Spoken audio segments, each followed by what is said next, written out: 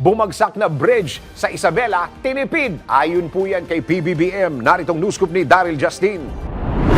Iginiit ni Pangulong Ferdinand Marcos Jr. na tinipid at mali ang disenyo ng Kabagan-Santa Maria Bridge sa Isabela. Ito ay matapos inspeksyonin ni PBBM ang bumagsak na tulay na nagresulta sa trahedya. Ayon kay Pangulong Marcos, walang ibang dapat sisihin kundi ang mismong nagdisenyo ng tulay.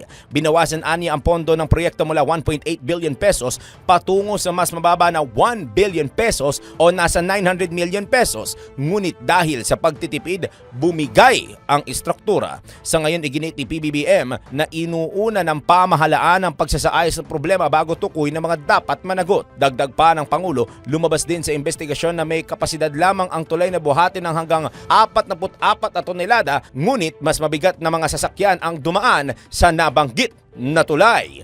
At yan ang News Scoop, Daryl Justin. Nagbabalita ng tama, naglilingkod ng tama.